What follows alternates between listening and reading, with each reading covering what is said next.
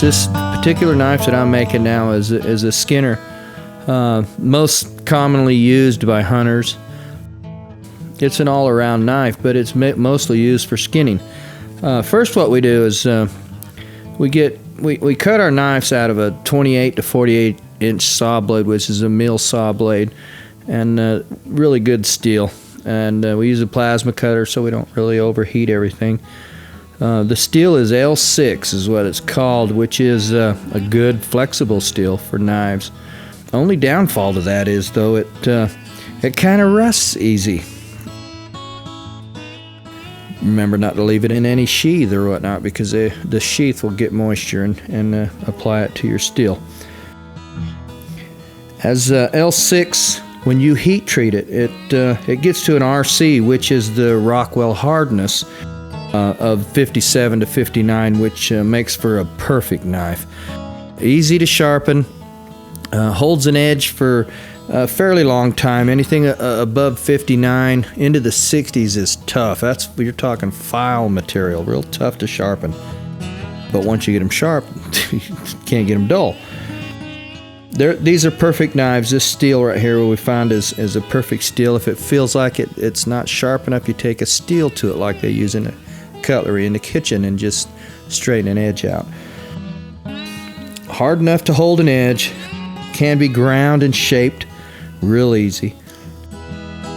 Try not to get it too hot while you're grinding. You know, it kind of ruins the steel and makes it brittle. What we do is we mark the center of the metal after we get them ground down. You know, plasma cut everything out, ground them down, mark the center, and that's what we work to as far as the blades. You don't want an offset center blade. Close enough to work an edge with a file or a hone, making sure that it is center with the knife. We drill in our pinholes before treating, because if you don't, it's going to be tough to get a drill bit through them, and I've done that before.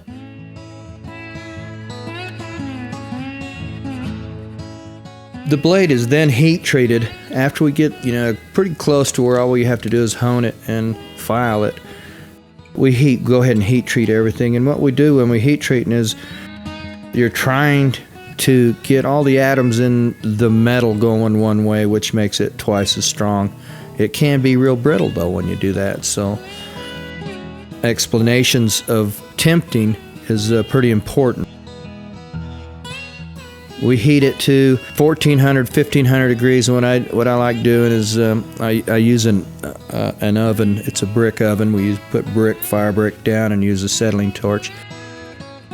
We heat it till it's pretty much orange and try to stick a magnet to it. If the magnet does not stick to it, it is heat treated. Leave it at that point for about anywhere from 45 to 60 minutes. At that 60-minute point or 45-minute point, go ahead and take your tongs and pull it out and oil quench it. Blade first. Don't put that back end in first because it'll get real brittle. It is time to tempt it.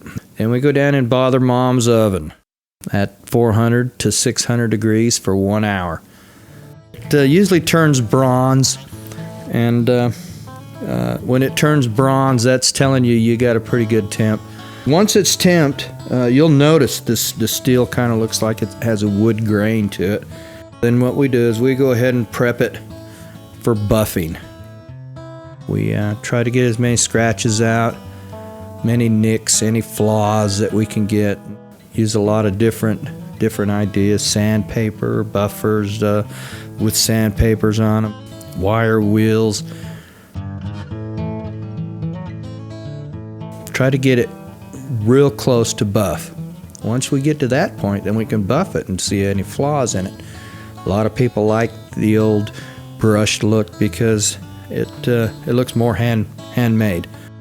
A lot of your real high mirror polish stuff, if it's from a factory, that's what they look like. If you want a handmade knife look, it will be a brushed finished. It will have a few minor flaws as far as scratches go in it. Handmade's where it's at.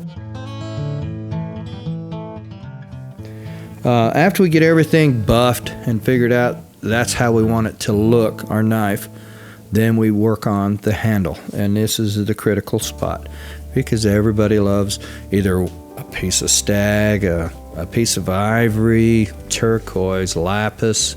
There's numerous amount of materials, and what we do is we try to mix all of those materials in conjunction with each other. That's our designs. That's our specialty, so to speak. We do a lot of inlays. I've seen things from mountaintops. This time we're going to try to put some musk ox in this, and we're going to try to put a little bit of boar's tusks in it and some turquoise and maybe some red blood jasper. Good combination, you know, maybe use a little bit of red spacers and get all this inlaid together for you so you can see exactly what's going to happen. In the process of this, we're going to try to use some pins that are not so hard that when you do the sanding and buffing, you can all work together. Sometimes if you get pins too hard, your pins will stick out more than anything else, and it's tough to do. Use a lot of mosaic pins. We'll put a mosaic pin in the end of this one. We'll go from there.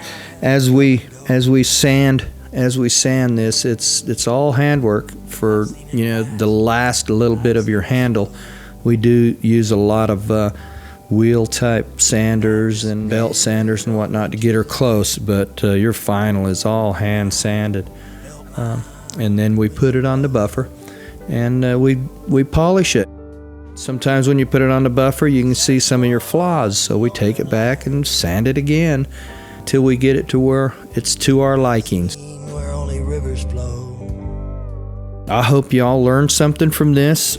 It's a pretty neat hobby, and I really enjoy doing this. And take a look at the knife and tell me what you think. Sure do appreciate it.